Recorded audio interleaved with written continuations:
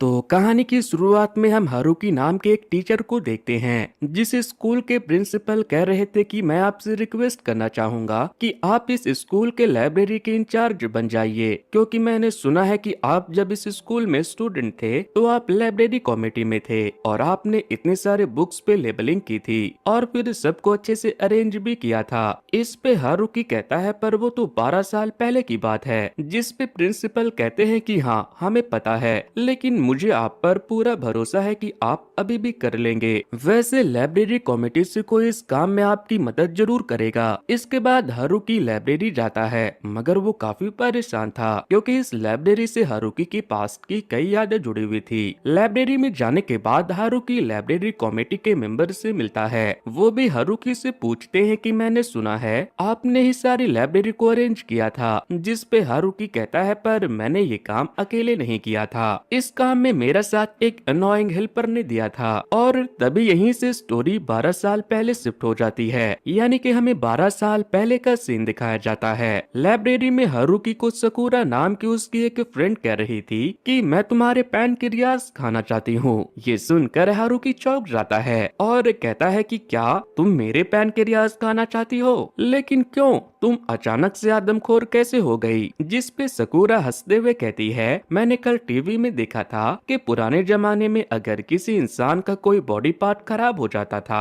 तो वो किसी एनिमल का वही बॉडी पार्ट को खा लेता था। जैसे अगर किसी इंसान का लिवर खराब हुआ हो तो वो किसी जानवर का लिवर पकाकर खा लेते थे, जिससे उनकी खुद की लिवर ठीक हो जाती थी। तब हारुकी कहता है अच्छा तो ये बात है, तो इसलिए तुम मेरे पैनक्रियास खाना चाहती हो ताकि तुम्हारा पैनक्रियास ठीक हो जाए। तुम बहुत बकवास करती हो। जिस पर वो कहती है कि मैं ये सारी बातें सिर्फ तुम्हारे साथ ही तो कर सकती हूँ, किसी और को मेरे इस सीक्रेट के बारे में पता ही कहाँ है। पास्ट की इस याद को याद करते हुए हारुकी मुस्कुराता है और स्कूल ऑफ होने पे अपने घर चला जाता है। इसके बाद सीन वापस से पास्ट में शिफ्ट होती है और हमें हारुकी और सकुरा की फर्स्ट मीटिंग दिखाई जाती है। हारुकी हॉस्पिटल के लाइब्रेरी में बैठा एक बुक रीड कर रहा था, तभी अचानक उसके सामने एक और बुक गिरती है जिसे वो तुरंत उठाता है और खोलकर पढ़ना शुरू कर देता है। तब उसे पता चलता है कि ये कोई बुक नहीं बल्कि किसी की पर्सनल डायरी है, जिसमें लिखा हुआ था कि मेरे पैनक्रियाटिक कैंसर के बारे में मेरे घर वालों के अलावा और किसी को नहीं पता। मेरे इस बीमारी के बारे में मुझे 29 नवंबर 2003 को पता चला था, जिसके बाद से मैंने अपने थॉट्स को इस डायरी में लिखना शुरू कर दिया क्योंकि मुझे पता है मैं ज्यादा दिन तक अब जिंदा नहीं बचूंगी। अभी हारुकी वो डायरी पढ़ ही रहा था कि सकुरा नाम की लड़की आकर कहती है ये डायरी मेरा है। सकुरा को देखकर हारुकी हैरान हो जाता है क्योंकि ये तो उसकी ही क्लास की सबसे पॉपुलर लड़की थी। उसे पैनक्रियाटिक कैंसर है ये तो किसी को भी नहीं पता था और ना ही कोई अंदाजा लगा सकता था, क्योंकि सकुरा तो स्कूल में हमेशा हंसते खिलखिलाते रहती थी। वो हर टाइम बस मस्ती के मूड में होती थी। अब हारुकी को सकुरा कहती है कि मुझे पता है तुमने मेरी डायरी पढ़ ली है, मगर प्लीज इस बारे में किसी को मत बताना। मैं जब तक जिंदा हूँ एक नॉर्मल लाइफ जीना चाहती हूँ। वैसे तुम यहाँ क्या कर रहे हो, तुम्हें क्या बीमारी है। तो हारुकी कहता है बीमारी है नहीं थी, मेरा अपेंडिक्स का ऑपरेशन हुआ था, कुछ टेस्ट करवाने थे तो वो आज मैंने करवा लिए। अब रिपोर्ट देने में उन्होंने कहा थोड़ी देरी है तो मैं यहाँ लाइब्रेरी आ गया टाइम पास करने। इस पे सकुरा कहती है तुम तो हारुकी हो ना,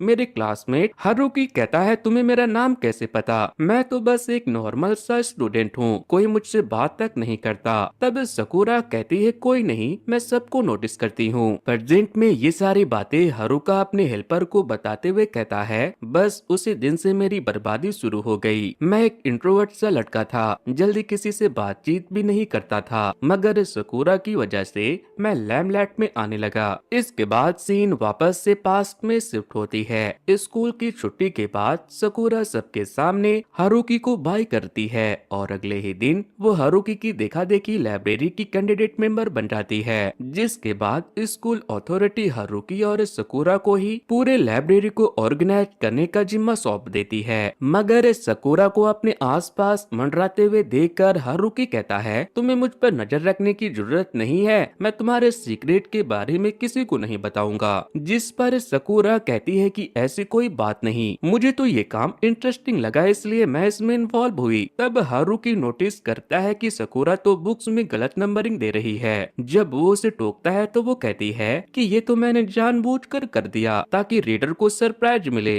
अब पढ़ने का इतना शौक है तो बुक खोजने में थोड़ी मेहनत तो करनी चाहिए ना, और वैसे भी मैंने सिर्फ एक दो बुक के साथ ही ऐसा किया है। जिस पे हारुकी कहता है कि तुम अपनी आखिरी के बचे हुए दिन क्या ऐसे एंजॉय करना चाहती हो, बुक्स अरेंज करके। तब सकुरा पूछती है फिर मुझे कैसे स्पेंड करना चाहिए अपना आखिरी वक्त, जिस पे हारुकी सजेस्ट करता है कि तुम्हें अपना फर्स्ट लव एक्सपीरियंस करना चाहिए, विदेश घूमने जाना चाहिए या हाइकिंग वगैरह ट्राई करनी चाहिए। जिस पर सकुरा कहती है तो फिर तुम खुद ये सब चीजें क्यों नहीं कर रहे। हारुका कहता है कि मुझे कौन सा जानलेवा बीमारी है, मेरा आखिरी वक्त थोड़ी चल रहा है। इस पे सकुरा कहती है ऐसा जरूरी थोड़ी है कि जिसे सिर्फ जानलेवा बीमारी हो उसका ही आखिरी टाइम चल रहा हो। तुम न्यूज़पेपर नहीं पढ़ते क्या, आजकल आए दिन लोग एक्सीडेंट में मारे जाते हैं, कुछ को हार्ट अटैक आ जाता है, कितने लोगों का खून हो जाता है। इसलिए तुम्हारे बचे हुए जिंदगी को मैं थोड़ा इंटरेस्टिंग बनाना चाहती हूँ और इसके लिए तुम मुझे संडे को 11 बजे स्टेशन के सामने मिलना।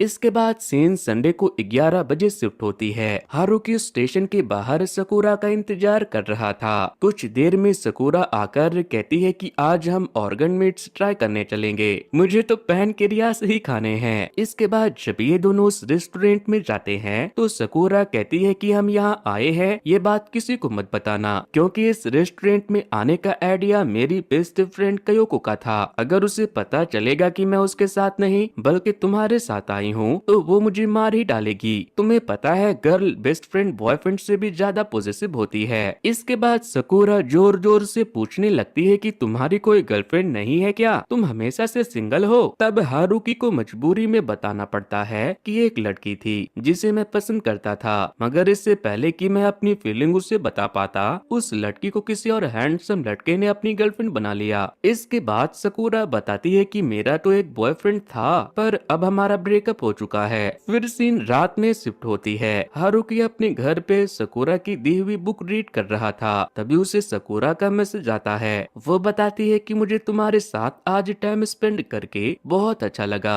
मैंने तुम्हारे बारे में अपनी डायरी में भी लिखा है। तो हारुकी कहती है नहीं नहीं मेरा नाम मत लिखना, जिस पर वो कहती है मैंने लिख तो दिया है पर चलो कोई नहीं, मैं तुम्हारे नाम पे पेन चला दूंगी जिससे तुम्हारा नाम कवर हो जाएगा। फिर अगले दिन हम देखते हैं कि कयोको को पता चल गया था हारुकी और सकुरा के नजदीकियों के बारे में। क्लासरूम में कयोको ने इस बारे में सबको बता भी दिया था। साथ ही कयोको हारुकी को फेस टू फेस कन्फ्रंट भी करती है कि तुम सकुरा के नजदीक क्यों आ रहे हो, तुम्हारा इंटेंशन क्या है। जिस पे हारुकी तो बिल्कुल चुप हो जाता है, उसे समझ ही नहीं आता कि वो कयोको को क्या बताए। तब बीच में सकुरा आती है। वो कयोको का गुस्सा शांत कराने के लिए कह देती है कि तुम जैसा सोच रही हो वैसा नहीं है, मेरी तो बस हारुकी के साथ अच्छी बनती है इसलिए हम साथ में टाइम स्पेंड कर रहे हैं, जिससे हारुकी को बुरा फील होता है। सबके सामने सकुरा ने हारुकी को फ्रेंड तक का दर्जा नहीं दिया था, इसलिए वो गुस्से में छत पे चला जाता है। तब सकुरा भी उसके पीछे पीछे आती है। हारुकी कहता है कि तुमने अपनी बेस्ट फ्रेंड तक को अपनी बीमारी के बारे में नहीं बताया, मगर मुझे पता है फिर भी मैं तुम्हारा फ्रेंड कहलाने के लायक नहीं हूँ, मुझसे तो तुम्हारी सिर्फ अच्छी बनती है, इसलिए अच्छा यही होगा कि तुम अपना आखिरी वक्त मेरे साथ बिताने के बजाय अपने क्लोज फ्रेंड और बेस्ट फ्रेंड के साथ बिताओ। तब सकुरा उसे समझाती है कि मैं अपनी बेस्ट फ्रेंड को सच्चाई नहीं बता सकती वरना वो रो रो कर अपना हालत खराब कर लेगी और मेरे आखिरी दिन सिर्फ रोते गाते ही गुजरेंगे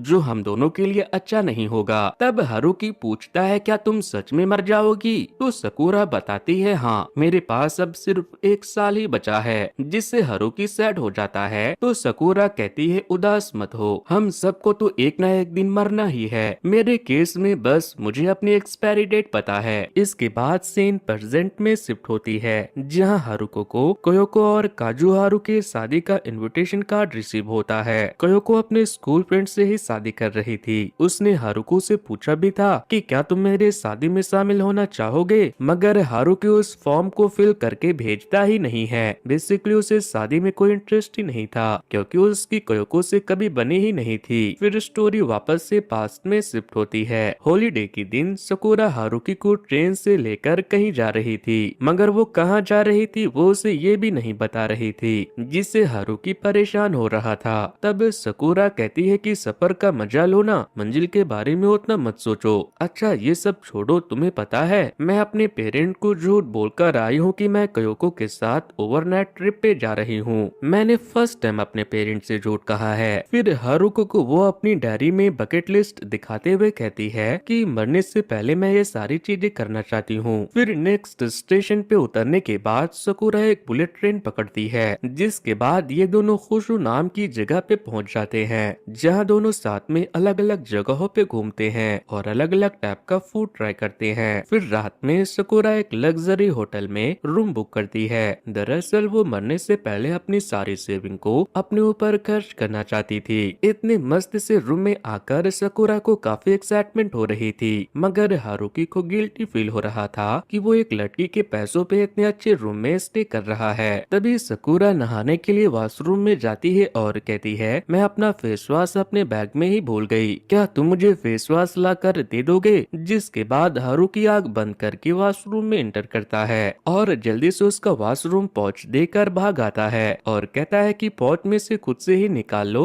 जो जो चाहिए। सकुरा के नहाने के बाद जब हारुकी नहाकर आता है तो हैरान हो जाता है, क्योंकि सकुरा तो ड्रिंक कर रही थी। वो कहती है कि ये भी मेरे विश लिस्ट में था। इसके बाद सकुरा हारुकी के साथ ट्रूथ एंड डेयर गेम खेलती है, जिसमें पहले हारुकी ट्रूथ चूज करता है तो वो पूछती है कि हमारे क्लास में तुम्हें सबसे क्यूट लड़की कौन लगती है, जिसका जवाब हारुकी ये कहते हुए देता है कि मैं लोगों को उनके अपीयरेंस के बेसिस पे जज नहीं करता। मगर सकुरा इतनी आसानी से उसका पीछा नहीं छोड़ने वाली थी, उसे आखिर में बताना ही पड़ता है कि उसे हेना क्यूट लगती है। तो सकुरा कहती है अच्छा मतलब मैं तुम्हें क्यूट नहीं लगती क्या, जिस पर हारुकी चुप रहना ही सही समझता है। फिर नेक्स्ट राउंड में हारुकी फिर से ट्रूथ चूज करता है तो सकुरा पूछती है कि अगर हेना सबसे क्यूट है तो उस क्यूटेस्ट वाली रैंक में मैं कितने नंबर पे आती हूँ? हारुकी जवाब 3rd नंबर पे देता है, जिस पे सकुरा कहती है अरे तुम तो मेरी बेइज्जती ही किए जा रहे हो। तो सकुरा की जब पूछने की बारी आ रही थी तो वो थोड़े फन टाइप का सवाल पूछ रही थी, मगर जब हारुका के पूछने की बारी आती है तो वो सीरियस क्वेश्चंस पूछने लगता है, जैसे कि वो सकुरा का जॉब इंटरव्यू ले रहा हो, जिस पे सकुरा बहुत हंसती है। फिर आखिर में हारुका डेयर चूज करता है तो सकुरा उसे डेयर देती है कि मुझे प्रिंस की तरह अपने गोद में उठाकर बेड तक ले चलो। हारुकी वो भी कर देता है, जिससे सकुरा बहुत खुश होती है। वो कहती है कि मेरा बचपन से ये सपना था कि कोई लड़का मुझे अपने गोद में उठाकर बिस्तर पे सुलाए। इसके बाद ये दोनों रॉक पेपर सीजर खेलते हैं, जिसके बाद दोनों सेम बेड पर सो जाते हैं। अगली सुबह कयोको सकुरा को कॉल करके कन्फ्रंट करती है कि तुमने अपनी मॉम से झूठ क्यों कहा कि तुम मेरे साथ ट्रिप पे गई हो? उन्होंने मुझे फोन किया था, मैंने बात तो संभाल ली, मगर तुम मुझे सच सच बताओ कि तुम किसके साथ गई हो। तो सकुरा हारुकी के बारे में बता देती है, जिससे कयोको नाराज हो जाती है। तो सकुरा उसे प्रॉमिस करती है कि मैं लौटते वक्त तुम्हारे लिए गिफ्ट लेकर आऊंगी। तब एक कयोको कहती है ठीक है तुम सेफली आ जाना और आकर मुझे सारी बात डिटेल में बताना, साथ ही अपने उस हारुकी से कह देना कि उसने अगर कुछ भी उल्टा पुल्टा किया ना तो मैं उसका खून कर दूंगी। मगर सकुरा ये सारी बात मजाक मजाक में हारुकी को बता देती है, जिससे वो कयोको से दूर रहना ही बेहतर समझता है। इसके बाद सीन कुछ दिनों के बाद शिफ्ट होती है। आज सकुरा स्कूल नहीं आई थी और वो मैसेज करके हारुकी को अपने घर बुलाती है, तो वो स्कूल के बाद उसके घर चला जाता है। वहाँ जाने के बाद सकुरा उसे कहती है कि तुम्हें पता है मैंने तुम्हें घर पे क्यों बुलाया? दरअसल आज मेरे पेरेंट्स बाहर गए हुए हैं, तो अब तुम ये बताओ कि क्या तुम मुझे अपनी गर्लफ्रेंड बनाने के बारे में जरा सा भी नहीं सोचते? तो हारुकी घबराते हुए कहता है नहीं, लेकिन तभी वो अचानक हारुकी को हग कर लेती है और कहती है कि मेरी एक विश थी कि मैं जब तक मर ना जाऊं तब तक डेली किसी मेल को हग करूं। इससे हारुकी अनकंफर्टेबल हो जाता है और खुद को छुड़ा लेता है। तभी सकुरा कहती है अरे बुद्धू मैं तो बस मजाक कर रही थी, मगर तुम तो हर चीज चीज सीरियसली ले लेते हो। इससे हारुकी नाराज हो जाता है। वो कहता है तुम कुछ ज्यादा ही मजाक करती हो, मुझे नहीं पसंद ये सब। ये कहकर वो अपने घर के लिए निकल जाता है। उस वक्त तक रात हो चुकी थी और तेज बारिश भी हो रही थी। बाहर ही हारुकी को उसके क्लास का मॉनिटर मिल जाता है, जो पूछता है कि तुम इस वक्त सकुरा के घर पे क्या कर रहे थे। वो हारुकी के साथ मारपीट करने लगता है। तभी सकुरा बाहर आती है और वो मॉनिटर को डांटते हुए कहती है कि हम दोनों का ब्रेकअप हो चुका है, तुम बहुत पॉजिटिव थे, इसलिए मैं तुम्हारे साथ नहीं रहना चाहती। मैं तुम्हें आखिरी बार कह रही हूँ, तुम मुझसे और मेरे जान पहचान के लोगों से दूर रहो, वरना मैं पुलिस कंप्लेन कर दूंगी। इसके बाद वो हारुकी को अपने घर के अंदर ले जाती है। वो भीग चुका था तो सकुरा उसे अपने डैड के कपड़े वगैरह चेंज करने को देती है। साथ ही हारुका उसे अपने गुस्से के लिए माफी मांगती है। इसके बाद सीन कुछ दिनों के बाद शिफ्ट होती है। सकुरा हॉस्पिटल में एडमिट हो गई थी, जिसके लिए कोयोको हारुकी को ब्लेम करती है कि तुम्हारे संगत में आने के बाद सकुरा बीमार रहने लगी है, वरना वो पहले बिल्कुल फिट थी। सकुरा के एडमिट होने के बाद जानकर हारुकी उससे मिलने हॉस्पिटल जाता है, जहाँ सकुरा उसे बताती है मैंने बाकी फ्रेंड से ये कहा कि मेरा अपेंडिक्स का ऑपरेशन होने वाला है, इसलिए मैं एडमिट हुई हूँ, मगर सच्चाई तो तुम्हें पता है कि कैंसर की वजह से मुझे एडमिट होना पड़ा, पर तुम ये बात किसी और को मत बताना। अब क्योंकि सकुरा ने स्कूल एब्सेंट किया था, इसीलिए हारुकी स्कूल में जो जो पढ़ाया जाता है वो जाकर हॉस्पिटल में सकुरा को बताने लगता है, जिससे सकुरा काफी इम्प्रेस हो जाती है और कहती है कि तुम्हें तो टीचर बनना चाहिए, तुम बहुत ही अच्छे से समझाते हो। फिर कुछ देर के बाद वहाँ कोयोको आ जाती है। इससे पहले कि कोयोको फिर से हारुकी से झगड़े, हारुकी चुपचाप वहाँ से निकल जाता है। मगर इसके बाद भी कई दिनों तक हारुकी सकुरा से मिलने के लिए हॉस्पिटल जाता रहता है। फिर एक दिन की बात है, जब हारुकी अपने घर पे स्टडी कर रहा था तो सकुरा कॉल करके कहती है कि मुझे चेरी ब्लूज़म देखना है। तब तुरंत ही हारुकी सकुरा से मिलने हॉस्पिटल जाता है और उसे समझाता है कि हम चेरी ब्लूज़म देखने जरूर चलेंगे, मगर उसके लिए तुम्हें हॉस्पिटल से डिस्चार्ज होना होगा। इसके बाद दोनों ट्रूथ एंड डेयर गेम खेलते हैं। इस दौरान सकुरा रिवील करती है कि मैं जीना चाहती हूँ, मुझे नहीं मरना। वही हारुकी भी कहता है कि मैं तुम्हें जीते हुए देखना चाहता हूँ। इस तरह से दोनों इमोशनल होकर एक दूसरे को हक कर लेते हैं। फिर सीन कुछ दिनों के बाद शिफ्ट होती है। सकुरा मैसेज करके हारुकी को बताती है कि डॉक्टर ने कहा है कि कल मुझे हॉस्पिटल से डिस्चार्ज किया जाएगा, तो क्यों न कल हम चेरी ब्लूज़म देखने चले। तो हारुकी एक प्लान बनाता है कि हम चेरी ब्लूज़म देखने के लिए फ्लैट से दूसरे शहर चलेंगे, वहाँ न्यू डिश भी ट्राई करेंगे। फिर अगले दिन हम हारुकी को सकुरा का मैसेज रीड करते हुए देखते हैं। सकुरा ने लिखा था कि मैं हॉस्पिटल से डिस्चार्ज होकर घर आ गई हूँ ताकि मैं अच्छे से ड्रेसअप हो सकूं, इसलिए मुझे आने में थोड़ा लेट हो जाएगा। डिस्चार्ज होने के खुशी में हारुकी उसे कॉन्ग्रेचुलेट करता है। फिर वो उसे बताता है कि मैं रेस्टोरेंट में तुम्हारा वेट कर रहा हूँ, तुम आराम से रेडी होकर आना। लेकिन इसके बाद तो उसके इंतजार का इंतहा ही हो जाता है। इंतजार करते करते दोपहर से शाम और फिर शाम से रात हो जाती है, मगर सकुरा मैडम नहीं आती।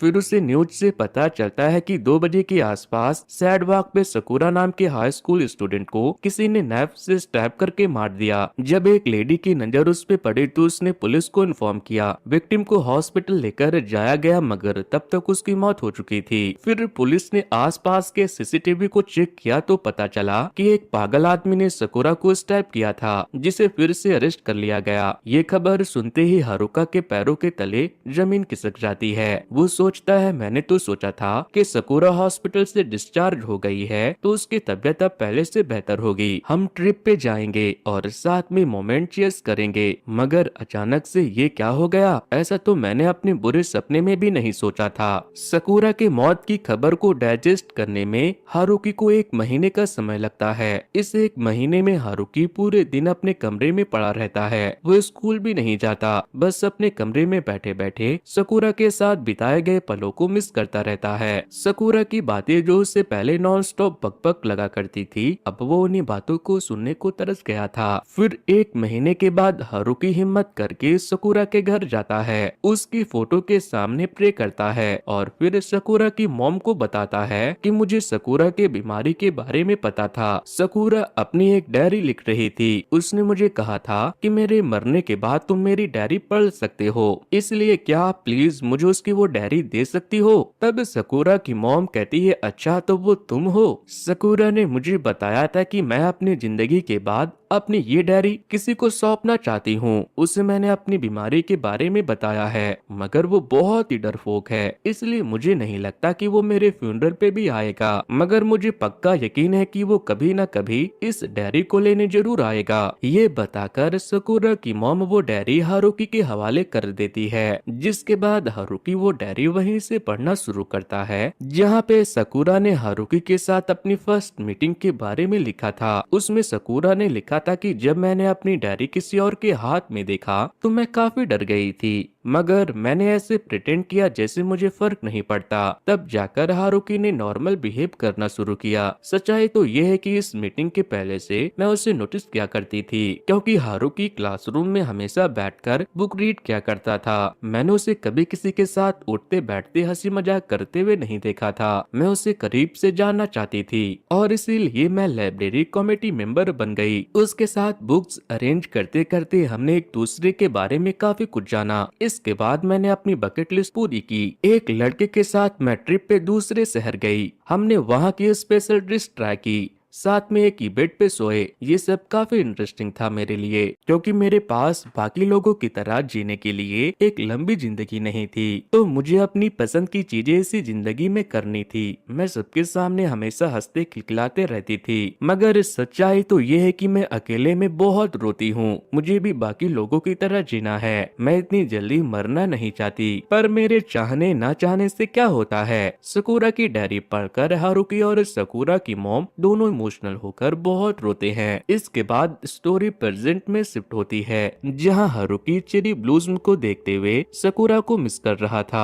और रिग्रेट कर रहा था कि काश उस दिन मैं सकूरा के कहने पे उसे चेरी ब्लूज़म दिखाने ले गया होता। इसके बाद हम हारुकी को लाइब्रेरी में बुक्स अरेंज करते हुए देखते हैं। वहाँ एक बुक में से सकूरा की एक सीक्रेट लेटर मिलती है, जिसे लेकर वो जल्दबाजी में कयोको के वेडिंग में पहुँचता है और वो लेटर उसे दे देता है। उसे पढ़कर कयोको काफी इमोशनल हो जाती है, क्योंकि वो लेटर सकूरा ने कयोको के लिए ही लिखा था, जिसमें उसने लिखा था कि कयोको मेरी प्यारी बेस्ट फ्रेंड, प्लीज मुझे माफ कर दो, मैं तुमसे बहुत प्यार करती हूँ। इसलिए मैंने अपनी पैनक्रेटिक कैंसर की बात तुमसे छुपाई, क्योंकि मुझे पता है तुम अपनी जिंदगी जीना छोड़कर मेरे लिए कितनी वरीड हो जाओगी। ये जिंदगी बहुत कीमती है, इसलिए प्लीज किसी अच्छे से लड़के से प्यार करके उससे शादी करना और क्यूट क्यूट बच्चे करना। और हाँ, मेरी हारुकी से बहुत अच्छी बनती है, तो प्लीज उसे डांटना मत, उसके साथ फ्रेंडशिप कर लेना। ये सब पढ़कर कयोको अपनी शादी वाले दिन ही रो पड़ती है और हारुकी से कहती है तुम्हें और कोई दिन नहीं मिला था ये लेटर देने के लिए, गधे कहीं के। इसके बाद कयोको हारुकी से पूछती है क्या तुम मुझसे फ्रेंडशिप करोगे, तो वो भी मान जाता है, क्योंकि हारुकी को पता था कि सकूरा हमेशा से उन दोनों की दोस्ती करवाना चाहती थी। और इसी हैप्पी सैड एंडिंग के साथ ये कहानी यहीं पर खत्म होती है। तो दोस्तों, ये कहानी आपको कैसी लगी मुझे कमेंट करके बताना। वैसे दोस्तों, कुछ दिनों पहले मैंने कैसे मूवी की स्टोरी को एक्सप्लेन किया था, अगर आप लोगों ने उसे नहीं देखा है तो एंड स्क्रीन पर दिए जा रहे लिंक पर क्लिक करके उसे देख सकते हो। सो वेल गाइस, आज के वीडियो में इतना ही। Thanks to, good bye.